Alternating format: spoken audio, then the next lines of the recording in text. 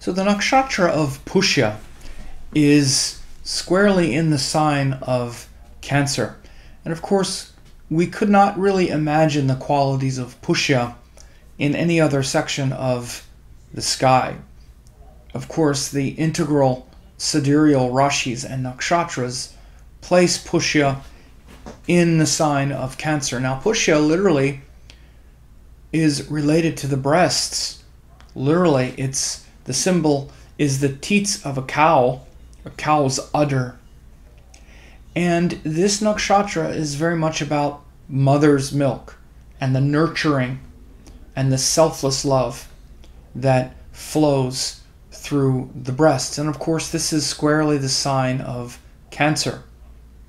Couldn't really imagine that in another sign.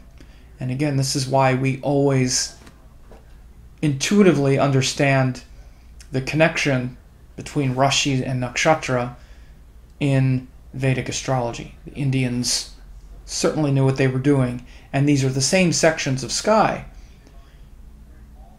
The Rashi and the Nakshatra are both there. The Rashi is Cancer. Within the sign of Cancer, we have Pushya. And so Cancer is, of course, a sattvic sign, which means it's related to purity and selfless love. So sattva is the motivation, because the guna is a motivation, and the motivation of sattva is to do something that's good and pure and that's selfless. One way to understand the gunas is the sattva guna is something that we do for others or for a larger purpose. The rajasic guna is something that we share equally with others, that moves this way. And the tamasic guna is something that we keep to ourselves. All of them are righteous. But sattva is always motivated towards something higher, like a mother's love for a child. So the sattvic signs are always motivated to do something higher or more than just for our own personal pleasure and happiness, or for our own sort of survival. And so again, we see this same quality of Cancer affirmed in Pushya Nakshatra. And there's the great story of the deity Brihaspati. So Brihaspati is the deity of Pushya. Of course, the nakshatras are ruled by deities. They're connected to planets in the Vimshotri Dasha scheme. Pushya is connected to Saturn. But the deity is Brihaspati, and Brihaspati is the priest of the gods. Brihaspati is also another name for Jupiter. And so there's a wonderful story about how the moon god Chandra ran away with the wife of Brihaspati and wouldn't bring her back. Because Brihaspati, he's kind of like an old priest. He's not exactly, Mr. Excitement. And his wife, Tara, was like the most beautiful woman. And the moon god captivated her. And so Chandra, the moon god, ran off with her and wouldn't bring her back, and created quite a scandal. Well, eventually he came, Chandra, the moon god, brings Tara back, and of course Tara is then pregnant with child. And the child was Buddha, who is also Mercury. And Brihaspati raised the child as his own, although there was some tension with the child.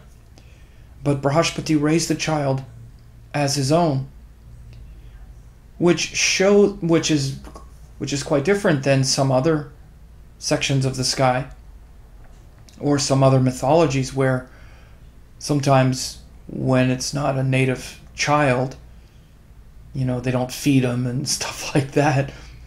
But in this case, again, owing to the sattvic nature of Cancer and the selfless nurturing quality of Pushya, the god Brihaspati raised Mercury as his own child, although there was tension there. But it's also a great story about how Buddha, or Mercury, and the Buddhi is born from the moon the mind, the manas, and the power or the Shakti of Jupiter. Very interesting to ponder. The buddhi and the intellect brings those things together. So this is a great example of how we simply cannot conceive of an intuitive Vedic astrology where the Rashi and Nakshatra is not joined. It's inconceivable that Pushya is in Leo, for example. It's the breast, it's the nurturing, it's the mother's milk and the love that flows. Because once the child arrives, regardless of the backstory, you nurture the child, you nourish the child. You don't hold it against the child because he was born from scandal or whatever. At least that's the true quality of Cancer, which is just to give selfless love. And it's the nature of Pushya as well. So many different kinds of love. There's the conditional relationship love of Libra and Venus, and there's the unconditional selfless love, the nurturing, the mother's love of the moon, which knows no boundaries. And again, we see that in Pushya Nakshatra, we see it in the story. And we see this, of course, as being reflective of the unified, of course, the holistic Rashi Nakshatra sidereal zodiac of Indian astrology.